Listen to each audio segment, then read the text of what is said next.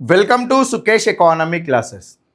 Current ఎకానమీలో భాగంగా మనం ఈ క్లాస్లో యంత్ర ఇండియా లిమిటెడ్కు మినిరత్న కేటగిరీ 1 టైటిల్ ఇవ్వడం జరిగింది.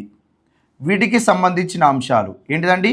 మినిరత్న ఎందుకు ఇవ్వడం జరుగుతుంది? యంత్ర ఇండియా లిమిటెడ్ అనేది కేంద్ర ప్రభుత్వ రంగ సంస్థ, వాటి యొక్క ఉద్దేశాలు. నెక్స్ట్, సుకన్య సమృద్ధి యోజన పథకానికి సంబంధించిన అంశాలు. అదేవిధంగా ప్రధానమంత్రి గ్రామీణ సడక్ యోజన 4th ఫేజ్కి సంబంధించిన అంశాల గురించి మనము ఈ క్లాస్లో డీటెయిల్గా మాట్లాడుకోవడం జరుగుతుంది. మరి ఇక్కడ యంత్ర ఇండియా లిమిటెడ్కు మినిరత్న 1 హోదా వచ్చింది అని అంటున్నారు. ఏదైనా అంశం గురించి చదివేటప్పుడు దానిలో ఉన్న పదజాలం మీద ఫస్ట్ మనకి అవగాహన ఉండాలి. ఇక్కడ ఏమన్నాడండి? యంత్ర ఇండియా లిమిటెడ్, ఇది లిమిటెడ్ ఒక ప్రభుత్వ రంగ సంస్థ. నెక్స్ట్, ఒకటి మినిరత్న 1 టైటిల్, ఇది సెకండ్ అంశం. మరి మినిరత్న అంటే ఏంటిది? యంత్ర ఇండియా లిమిటెడ్ యొక్క ప్రధాన ఉద్దేశం ఏంటిది అనే అంశాలు ఇక్కడ చూస్తే, మరి యంత్ర ఇండియా లిమిటెడ్ అంటే ఏంటిది అంటే ఇది కేంద్ర ప్రభుత్వ రంగ సంస్థ. First central public sector enterprises. ఇందులో డిఫెన్స్ సెక్టార్కి సంబంధించిన వస్తువులను ఉత్పత్తి చేయడం జరుగుతుంది. రక్షణ రంగానికి సంబంధించిన వస్తువులను తయారు చేస్తారు. ఓకేనా? రైట్. మరి దీనికి మినిరత్న టైటిల్ ఎందుకు ఇవ్వడం జరిగింది అనే అంశం చూసే ముందు, మరి ఈ కేంద్ర ప్రభుత్వ రంగ సంస్థ ఎప్పుడు ఏర్పడింది చూస్తే 2021లో ఏర్పాటు చేయడం జరిగింది యంత్ర ఇండియా లిమిటెడ్ అనే సంస్థని. భారతదేశంలో రక్షణ రంగ ఉత్పత్తులను తయారు చేయడం కోసము ఆర్డినెన్స్ ఫ్యాక్టరీ బోర్డు అనే ఒక సంస్థ ఉండేదండి. మిలిటరీకి కావాల్సిన తుపాకులు, బుల్లెట్లు, పారాచూట్లు, అదేవిధంగా సైనికులు ధరించే దుస్తులు, యుద్ధ ట్యాంకులు, యుద్ధ సామాగ్రి, ఇవన్నీ కూడా తయారు చేసేవి. అయితే ఈ ఆర్డినెన్స్ ఫ్యాక్టరీ బోర్డు స్థానంలో 2021లో ఏం చేశారు అంటే డిఫెన్స్ సెక్టార్కి సంబంధించిన ఉత్పత్తులను తయారు చేయడానికి 7 కేంద్ర ప్రభుత్వ రంగ సంస్థలను, సెంట్రల్ పబ్లిక్ సెక్టార్ ఎంటర్ప్రైజెస్ని ఏర్పాటు చేశారు. దేని స్థానంలో అండి? ఈ ఆర్డినెన్స్ ఫ్యాక్టరీ బోర్డు స్థానంలో 7 ప్రభుత్వ రంగ సంస్థలను ఏర్పాటు చేశారు. అందులో ఒక సంస్థనే యంత్ర ఇండియా లిమిటెడ్. ఏంటిదండి? యంత్ర ఇండియా లిమిటెడ్. ఈ యంత్ర ఇండియా లిమిటెడ్కే ఇచ్చిన టైటిల్ ఏంటిది? మినిరత్న. ఏంటిది? మినిరత్న 1 టైటిల్ ఇచ్చారు. ఓకేనా? రైట్. మరి 7 ప్రభుత్వ రంగ సంస్థలు ఒకసారి ఇక్కడ క్లియర్గా మనం చూస్తే 2021 అక్టోబర్ 1 నాడు ఆర్డినెన్స్ ఫ్యాక్టరీ బోర్డు స్థానంలో 7 విభిన్న సంస్థలను ఏర్పాటు చేశారు. అందులో మొదటిది మునిషన్స్ ఇండియా లిమిటెడ్, మందుగుండు సామాగ్రిని తయారు చేయడం జరుగుతుంది ఇందులో. Next, armoured vehicles Nigam limited, యుద్ధ ట్యాంకులు, యుద్ధ వాహనాలను తయారు చేస్తారు ఇక్కడ. Next, advanced weapons and equipment India limited, ఇక్కడ తుపాకులు తయారు చేయడం జరుగుతుంది, డైరెక్ట్ గన్నులే. నెక్స్ట్, ట్రూప్ కంఫర్ట్స్ లిమిటెడ్, సైనికుల దుస్తులు, పారాచూట్స్ ఉంటాయి కదా, వాటిని తయారు చేస్తారు ఇక్కడ. నెక్స్ట్, మనం మాట్లాడుకునే యంత్ర ఇండియా లిమిటెడ్ ఉంది కదా, కీలక విడిభాగాలు ఇక్కడ ఉంటాయి. కీలక విడిభాగాలు అంటే ఇప్పుడు యుద్ధ ట్యాంకులని, వాటికి కావాల్సిన మిషనరీ ఉంటుంది చూడండి, వాటికి కావాల్సిన మిషనరీ ఉంటుంది కదా, ఈ మిషనరీ టూల్స్ అన్నీ కూడా ఇక్కడ తయారు చేయడం జరుగుతుంది. నెక్స్ట్, ఇండియా అప్టెల్ లిమిటెడ్, బైనాక్యులర్లు, నైట్ విజన్ పరికరాలు, ఎక్కడ ఉన్నారు ఉగ్రవాదులను చూస్తారు చూడండి, ఆ నైట్ విజన్ పరికరాలు ఇక్కడ తయారు చేస్తారు. నెక్స్ట్, గ్లైడర్స్ ఇండియా లిమిటెడ్, పారాచూట్లు, గ్లైడర్లు. మనకి ఇప్పుడు ఏంటిదండి? ఓ యంత్ర ఇండియా లిమిటెడ్కి సంబంధించిన అంశం మనకి వెలుగులోకి వచ్చింది కాబట్టి ఇది చూద్దాం ఇక్కడ క్లియర్గా. మరి ఈ ప్రభుత్వ రంగ సంస్థకి ఏమి ఇచ్చారండి? మినిరత్న కేటగిరీ 1 టైటిల్ ఇవ్వడం జరిగింది. సాధారణంగా మనకి కేంద్ర ప్రభుత్వ రంగ సంస్థలకు మనకి 3 రకాల టైటిల్స్ ఇస్తారండి. అందులో మొదటిది ఏంటిదంటే ఫస్ట్ మినిరత్న టైటిల్ ఇస్తారు. మినిరత్న టైటిల్ ఇస్తారు. ఆ తర్వాత నవరత్న టైటిల్ ఇవ్వడం జరుగుతుంది. నెక్స్ట్, మహారత్న టైటిల్ కేంద్ర ప్రభుత్వ రంగ సంస్థలకు ఇస్తారు. మినిరత్న, నవరత్న, మహారత్న టైటిల్స్ ఇవ్వడం జరుగుతుంది. మరి ఎందుకోసము ఈ మినిరత్న, నవరత్న, మహారత్న టైటిల్స్ ఇవ్వాలి అని అంటే మనకి 1991లో ఎకనామిక్ రిఫార్మ్స్ ఆర్థిక సంస్కరణలు రావడంలో ప్రధాన పాత్ర వహించినవి ఏంటి అంటే ప్రభుత్వ రంగ సంస్థలే. కేంద్ర ప్రభుత్వ రంగ సంస్థలు నష్టాల బారిన పడడం వలన అక్కడ వస్తువుల ఉత్పత్తి లేక విదేశాల నుంచి వస్తువులను దిగుమతి చేసుకోవడము, మన ఎగుమతులు తక్కువ అవడము, విదేశీ మారక నిల్వల కొరత ఏర్పడింది. మనకి భారతదేశంలో 1948 పారిశ్రామిక విధాన తీర్మానము, 1956 పారిశ్రామిక విధాన తీర్మానము, 1977 జనతా ప్రభుత్వ పారిశ్రామిక విధాన తీర్మానము, 1980 పారిశ్రామిక విధాన తీర్మానము, 1985 పారిశ్రామిక విధాన తీర్మానము, 1990 ఇండస్ట్రియల్ పాలసీ రెజల్యూషన్లో నీకు కేంద్ర ప్రభుత్వ రంగ సంస్థలకే ప్రియారిటీ ఇచ్చారు. అనగా ప్రభుత్వ రంగ ఆధ్వర్యంలోనే పరిశ్రమలకు ప్రియారిటీ ఇచ్చారు. కానీ ఆ ప్రభుత్వ రంగ సంస్థల్లో ఉత్పత్తులు చాలా తక్కువగా జరిగాయి, లాస్ల బారిన పడడం జరిగింది ప్రభుత్వ రంగ సంస్థల్లో. ఎందుకు మరి ప్రభుత్వ రంగ సంస్థల్లో ఉత్పత్తుల్లో జాప్యం జరిగింది అంటే సాధారణంగా ఎవరైనా ప్రైవేటు వ్యక్తి వచ్చి ఒక ప్రభుత్వ రంగ సంస్థలో వస్తువులను కొనడానికి వచ్చి అక్కడ ఆ ప్రభుత్వ రంగ సంస్థకి ఆర్డర్ ఇవ్వాలి అనుకున్నాడు అనుకో. ఇప్పుడు ఎగ్జాంపుల్కి ఇది బిహెచ్ఎల్ కంపెనీ. ఈ బిహెచ్ఎల్ కంపెనీ దగ్గర మనకి ఇరిగేషన్ ప్రాజెక్టులను కట్టాలి అంటే లిఫ్ట్ ఇరిగేషన్ కోసం వాటర్ని కింది నుంచి పైకి ఎత్తిపోయడానికి మోటార్లు కావాలి. ఈ మోటార్లను తయారు చేస్తుంది బిహెచ్ఎల్ కంపెనీ. ఎగ్జాంపుల్కి చెప్తున్నా. ఎగ్జాంపుల్కి మెగా కంపెనీ వాళ్ళు ఉన్నారు. మెగా కంపెనీ వాళ్ళు ఏం చేసారు, బిహెచ్ఎల్ దగ్గరకు వచ్చి ఒక 5 బాహుబలి మోటార్స్ కావాలి అని చెప్పి ఆర్డర్ ఇస్తే బిహెచ్ఎల్ కంపెనీకి సంబంధించిన డైరెక్టర్ ఏం చేయాలి, వెంటనే ఆ యొక్క ఆర్డర్ని తీసుకోవాలి. కానీ ఈ బిహెచ్ఎల్ కంపెనీ డైరెక్టర్ ఏం చేస్తాడంటే ఆ ఆర్డర్కి సంబంధించిన డీటెయిల్స్ని సెంట్రల్ ఇండస్ట్రియల్ మినిస్ట్రీకి పంపిస్తాడు. ఇక్కడ అప్రూవల్ రావాలి, అటు నుంచి ఫినాన్స్ మినిస్టర్కి పంపిస్తారు. ఇక్కడ నుంచి అప్రూవల్ వచ్చిన తర్వాతనే బిహెచ్ఎల్లో ఆ మోటార్ల తయారీ ప్రక్రియ మొదలవుతుంది. మరి ఏమవుతుంది, వీళ్ళ నుంచి అప్రూవల్ వచ్చిన తర్వాత బిహెచ్ఎల్ వాళ్ళు ఆ మెగా కంపెనీ వాళ్ళకు ఒక లెటర్ పంపిస్తారు. మీరు ఆర్డర్ చేసిన 4 మోటార్లను మేము తయారు చేస్తాము అంటారు. మరి ఈ ప్రక్రియ అంతా అయ్యేసరికి ఒక నెల పట్టింది అనుకో. ఈ మెగా కంపెనీ ఓనర్ ఏం చేస్తాడు, వేరే దగ్గరికి ప్రైవేట్ కంపెనీ దగ్గరికి పోయి అక్కడ ఆర్డర్ ఇచ్చుకొని అక్కడనే మోటార్లు కొనుక్కుంటాడు. వచ్చిన ఆర్డర్ పోయిందా, పోయింది. మరి బిహెచ్ఎల్ కంపెనీలో ఉన్న ఉద్యోగుల జీతభత్యాలు, ఆ కంపెనీ యొక్క నిర్వహణ, వాటికి అయ్యే ఖర్చులు ఎవరు భరించాలి, ప్రభుత్వమే భరించాలి. ఇలా ప్రభుత్వ రంగ సంస్థల యొక్క నిర్వహణలో లోపం ఉండడం వలన ప్రభుత్వ రంగ సంస్థలు కూడా నష్టాల బారిన పడ్డాయి. కాబట్టి ఏదైతే ప్రభుత్వ రంగ సంస్థ ఉంటుందో ఆ ప్రభుత్వ రంగ సంస్థల్లో ఉండే యాజమాన్యంలో వాళ్ళు సొంతంగా డిసిషన్ తీసుకునేలాగా ప్రభుత్వం ఏం చేసింది అంటే కొన్ని కంపెనీలకు మినిరత్న, నవరత్న, మహారత్న టైటిల్ ఇచ్చి ఆ కంపెనీ యాజమాన్యంలో పెట్టుబడి పెట్టేటప్పుడు స్వేచ్ఛగా నిర్ణయం తీసుకునే క్యాపబిలిటీ వాళ్ళకి ఇవ్వడం జరిగింది. మరి ఏ కంపెనీలకు ఈ స్వేచ్ఛను ఇవ్వడం జరిగింది అని అంటే మినిరత్నలో 2 కేటగిరీస్ ఉంటాయండి. ఒకటి మినిరత్న 1, మినిరత్న 2. ఏ ప్రభుత్వ రంగ సంస్థ అయితే వరుసగా 3 సంవత్సరాల కాలం పాటు లాభాలను గడిస్తూ ఉండి ఈ 3 సంవత్సరాల కాలంలో ఏదో ఒక సంవత్సరము ఆ కంపెనీ యొక్క లాభము 30 కోట్లు దాటితే ఆ కంపెనీకి మినిరత్న కేటగిరీ 1 టైటిల్ ఇవ్వడం జరుగుతుంది.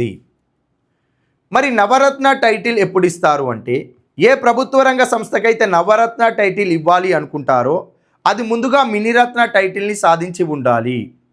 అదేవిధంగా వరుసగా 3 సంవత్సరాల కాలం పాటు లాభాలను ఆర్జిస్తున్నప్పుడు ఈ 3 సంవత్సరాల కాలంలో ఏదో ఒక సంవత్సరం యొక్క లాభము 1000 కోట్లు దాటి ఉంటే ఆ ప్రభుత్వ రంగ సంస్థని నవరత్న కంపెనీగా పిలవడం జరుగుతుంది. ఓకేనా, రైట్. నెక్స్ట్ మహారత్న టైటిల్ ఎవరికి ఇస్తారు అని అంటే ఆల్రెడీ మినిరత్న, నవరత్న కంపెనీలుగా హోదాలు పొంది వరుసగా 3 సంవత్సరాల యొక్క సగటు లాభము 2500 కోట్లు దాటితే దానికి మహారత్న టైటిల్ ఇవ్వడం జరుగుతుంది ప్రభుత్వ రంగ సంస్థకి. ఇలా ప్రభుత్వ రంగ సంస్థలో లాభాల బాటిన ఉన్న సంస్థలకి వాళ్ళ యొక్క వార్షిక లాభము అనేది ఒక కంపెనీకి 30 కోట్లు దాటితే మినిరత్న అని, 1000 కోట్లు దాటితే నవరత్న అని, 3 సంవత్సరాల వార్షిక సగటు లాభం 2500 కోట్లు దాటితే అది మహారత్న అని చెప్పి టైటిల్స్ ఇవ్వడం జరుగుతుంది. మరి ఈ టైటిల్స్ ఇచ్చిన తర్వాత ఈ కంపెనీల యొక్క యాజమాన్యంలో స్వేచ్ఛను ఇవ్వడం జరుగుతుందండి. ఏ విధంగా, డిసిషన్ తీసుకునే విధానంలో. ఇప్పుడు మినిరత్న కంపెనీలు ఉన్నాయి. ఈ మినిరత్న కంపెనీలు ఆ కంపెనీలో తయారు చేసే ఉత్పత్తులపైన పెట్టుబడి నిర్ణయాలలో 500 కోట్ల రూపాయల వరకు ప్రభుత్వ రంగ అనుమతి లేకుండానే ఏంటిదండి ప్రభుత్వ రంగ అనుమతి లేకుండానే వాళ్ళు ఓన్గా డిసిషన్ తీసుకోవచ్చు. అదేవిధంగా నవరత్న కంపెనీలలో యాజమాన్యం ఎవరైతే ఉంటారో వాళ్ళు పెట్టుబడి నిర్ణయాలలో ప్రభుత్వం యొక్క అనుమతి లేకుండా 1000 కోట్ల వరకు స్వేచ్ఛగా వాళ్ళే డిసిషన్ తీసుకోవచ్చు. ఇటీవల కాలంలో అది కూడా 3000 కోట్లకు పెంచడం జరిగిందండి. 3000 కోట్ల రూపాయల వరకు నవరత్న కంపెనీలో పెట్టుబడి పెడితే ప్రభుత్వం యొక్క పర్మిషన్ లేకుండా అందులో ఉన్న యాజమాన్యమే డిసిషన్ తీసుకోవచ్చు. నెక్స్ట్ అదేవిధంగా మహారత్న కంపెనీ గురించి చూస్తే ఏ కంపెనీ అయితే మహారత్న కంపెనీ అవుతుందో అందులో 5000 కోట్ల రూపాయల వరకు పెట్టుబడి పెట్టడంలో యాజమాన్యమే ఓన్ డిసిషన్ తీసుకోవచ్చు. ఏంటిదండి యాజమాన్యమే ఓన్ డిసిషన్ తీసుకోవచ్చు ప్రభుత్వ రంగ పర్మిషన్ లేకుండా. ఇలా వాళ్ళకి పెట్టుబడి నిర్ణయాలలో స్వేచ్ఛను ఇవ్వడం కోసమే మినిరత్న, నవరత్న, మహారత్న టైటిల్ ఇవ్వడం జరిగింది.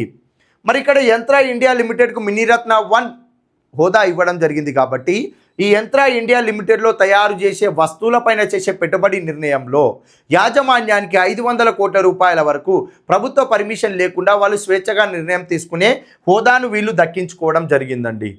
ఇలా ప్రభుత్వ రంగ సంస్థలను ఎంకరేజ్ చేస్తూ వాళ్ళకి పెట్టుబడి నిర్ణయాలలో పాలక వర్గానికే స్వేచ్ఛనివ్వడం కోసమే ఈ టైటిల్స్ని తీసుకురావడం జరిగింది. ఆర్థిక సంస్కరణల్లో భాగంగా తీసుకొచ్చిన మార్పు ఇది. ఓకేనా, రైట్. ఇటీవల కాలంలో మనకి ఈ క్రింది వాటిలో ఏ సంస్థకి మినిరత్న 1 హోదా దక్కింది అనే క్వశ్చన్ వస్తుంది. యంత్ర ఇండియా లిమిటెడ్, ఇది చూసుకోవాలండి. నెక్స్ట్ సుకన్య సమృద్ధి యోజన స్కీమ్ అండి. భారతదేశంలో సెక్స్ రేషియో లింగ నిష్పత్తి అనేది అతి తక్కువగా ఉన్న హర్యానా రాష్ట్రంలో బేటీ బచావో బేటీ పడావో కార్యక్రమంలో భాగంగా సుకన్య సమృద్ధి యోజన స్కీమ్ని 2015 జనవరి 22 నాడు ప్రారంభించడం జరిగిందండి. మరి ఈ సుకన్య సమృద్ధి యోజన పథకం యొక్క మెయిన్ ఆబ్జెక్టివ్ ఏంటిది అంటే ఏ కుటుంబంలో అయితే ఆడపిల్ల జన్మిస్తుందో ఆ ఆడపిల్లకు సంబంధించిన విద్యా ఖర్చుల కోసము అదేవిధంగా పెళ్ళి లాంటి భవిష్యత్తు ఖర్చుల కోసం ఉపయోగపడేలాగా వాళ్ళకి ఆర్థిక మద్దతు అందించడం కోసమే ప్రభుత్వము సుకన్య సమృద్ధి యోజన స్కీమ్ని తీసుకురావడం జరిగింది. అయితే మనకి ఈ స్కీమ్ అనేది ప్రతి కుటుంబంలో 2 బాలికల వరకు వర్తిస్తుంది అండి. ఏంటిది 2 బాలికలకు వర్తిస్తుంది. ఏ కుటుంబంలో అయితే మొదట బాలిక జన్మించిన తర్వాత కవలలు జన్మిస్తే 2 ట్విన్స్ బాలికలు మళ్ళీ జన్మిస్తే ఆ కుటుంబంలో 3కి కూడా వర్తించడం జరుగుతుంది. మరి ఇందులో ఈ స్కీమ్ యొక్క మెయిన్ ఆబ్జెక్టివ్ ఏంటిదంటే బాలికలు కలిగి ఉన్న ఫ్యామిలీలో బాలిక పుట్టిన మొదటి సంవత్సరం నుంచి 10 సంవత్సరాల లోపు ఏంటిదంటే మొదటి సంవత్సరం నుంచి 10 సంవత్సరాల లోపు అనగా బాలిక యొక్క వయసు 10 సంవత్సరాలు దాటితే ఈ స్కీము వర్తించదు. 10 సంవత్సరాల లోపే ఈ స్కీమ్కి అర్హత కలిగి ఉంటారండి. బాలికలు జన్మించిన మొదటి సంవత్సరంలోనే కుటుంబ సభ్యులు ఆ బాలిక పేరు మీద ఒక బ్యాంక్ అకౌంట్ను తీసుకొని ప్రతి సంవత్సరము మినిమం 250 రూపాయలు మ్యాక్సిమం 1,50,000 రూపాయల వరకు బాలిక పేరు మీద బ్యాంకు ఖాతాలో అమౌంట్ను నగదును జమ చేయవచ్చు. మరి ఇలా మనకి మొదటి సంవత్సరంలో జాయిన్ చేస్తే 14 సంవత్సరాల కాలం పాటు ప్రతి సంవత్సరము మనము 250 రూపాయలు మినిమం గరిష్టంగా 1,50,000 రూపాయల వరకు జమ చేయొచ్చు. ఇలా 14 సంవత్సరాల కాలం పాటు ప్రతి సంవత్సరం కూడా వాళ్ళు ఎంతైతే అమౌంట్ కట్టాలనుకుంటున్నారో అమౌంట్ 14 సంవత్సరాల కాలం పాటు బాలిక పేరు మీద బ్యాంకు ఖాతాలో జమ చేస్తే 14 సంవత్సరాలు కట్టడం అయిపోయిన తర్వాత 7 సంవత్సరాలు కూడా మళ్ళీ అలాగే బ్యాంకులోనే ఉంచుతారు, డబ్బులు ఇవ్వరు. మొత్తం ఎన్ని సంవత్సరాలు అవుతుందండి? 21 సంవత్సరాలు అవుతుంది. ఏంటిది 21 సంవత్సరాలు అవుతుంది. బాలిక జన్మించిన మొదటి సంవత్సరంలోనే బ్యాంకు ఖాతా ఓపెన్ చేసి ఈ స్కీమ్లో వాళ్ళు ఎన్రోల్ అయ్యి డబ్బులు కట్టడం స్టార్ట్ చేస్తే 22 సంవత్సరాల సమయంలో వాళ్ళకి రిటర్న్ డబ్బులు ఇవ్వడం జరుగుతుందండి. ఏంటిది 22 సంవత్సరాల తర్వాత మొత్తం డబ్బులు ఇస్తారు. అంటే నీకు ఇక్కడ మొదటి సంవత్సరంలో నువ్వు ఇందులో జాయిన్ అయితే బాలిక పుట్టిన మొదటి సంవత్సరంలోనే బ్యాంక్ అకౌంట్ ఓపెన్ చేసి నగదు జమ చేస్తే 14 సంవత్సరాల కాలం పాటు ఎవ్రీ ఇయర్ పే చేయాలి. 7 సంవత్సరాలు రిజర్వ్లో ఉంటుంది. మొత్తంగా 22 సంవత్సరాల టైంలో ఆ బాలిక చేతిలోకి వాళ్ళ ఫ్యామిలీకి డబ్బులు ఇస్తారు జమ చేసిన అమౌంట్. మరి జమ చేసిన అమౌంట్కు ప్రస్తుతం అయితే 8.2% వడ్డీ ఉంటుందండి. ఏంటిది 8.2% వడ్డీ రేటు చొప్పున ప్రభుత్వం వాళ్ళకి డబ్బులు ఇప్పిస్తుంది.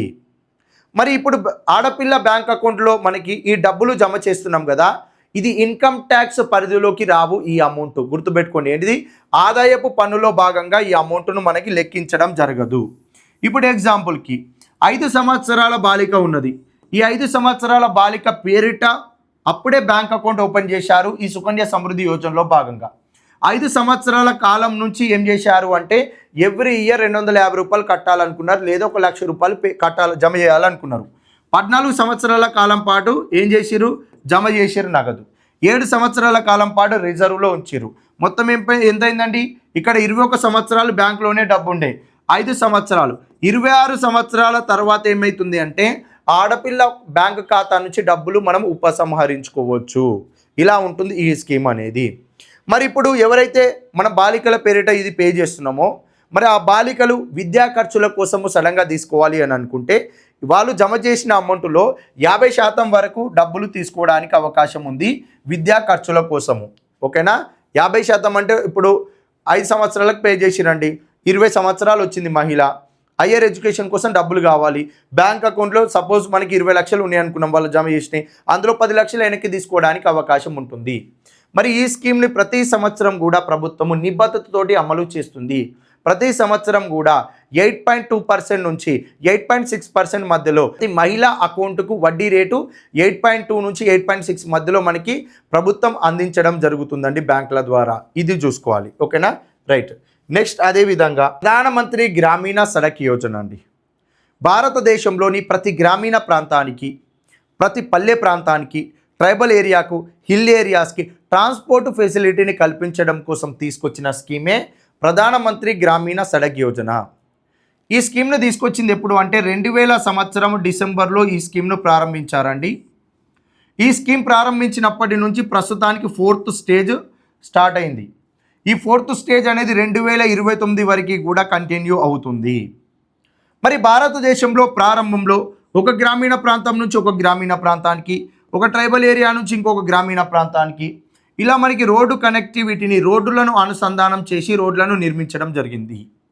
ఏ గ్రామీణ ప్రాంతంలో అయితే 1000 మంది కంటే ఎక్కువ జనాభా, ఏ ట్రైబల్ ఏరియాలో అయితే 500 మంది కంటే ఎక్కువ జనాభా ఉంటారో ఆ ప్రాంతాలను అనుసంధానం చేయడం జరిగింది రహదారులను నిర్మించి. తర్వాత కాలంలో ఫేజ్ 2 కింద ఏం చేశారు అంటే ఈ గ్రామీణ ప్రాంతాలను టౌన్లలో ఉండే ఏరియాకు, మార్కెటింగ్ ఏరియాలకు అనుసంధానం చేయడం జరిగింది.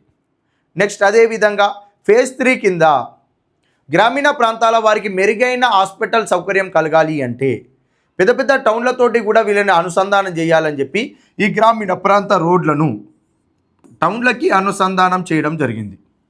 ఇప్పుడు 4th స్టేజ్ కింద ఏం చేస్తున్నారు అంటే భారతదేశంలో ఇంకా ఒక 25,000 జనావాసాలకు రహదారి నిర్మాణము లేదు. 62,500 కిలోమీటర్ల రహదారి నిర్మిస్తే భారతదేశంలో అరకూర అక్కడక్కడ కొన్ని జనావాసాలు, రహదారులు లేకుండా ఉన్నాయి కొన్ని గ్రామాలు. ఆ గ్రామాల్లో కూడా మనం ట్రాన్స్పోర్ట్ ఫెసిలిటీ కల్పించడం కోసమే ప్రధానమంత్రి గ్రామీణ సడక్ యోజన 4th స్టేజ్ను స్టార్ట్ చేయడం జరిగింది. ఈ 4th స్టేజ్ అయిపోతే ఆల్మోస్ట్ భారతదేశంలోని అన్ని గ్రామీణ ప్రాంతాలకు మనకి రోడ్డు ఫెసిలిటీ అందించడం జరుగుతుంది. ప్రస్తుతం ఇది ఈ 4th స్టేజ్ దశ నడుస్తుంది కాబట్టి మనకి ఎగ్జామ్లో అడిగే అవకాశం ఉంటుందండి. ఈ అంశం గురించి కూడా మనం ఇక్కడ క్లియర్గా చూసుకోవాలి.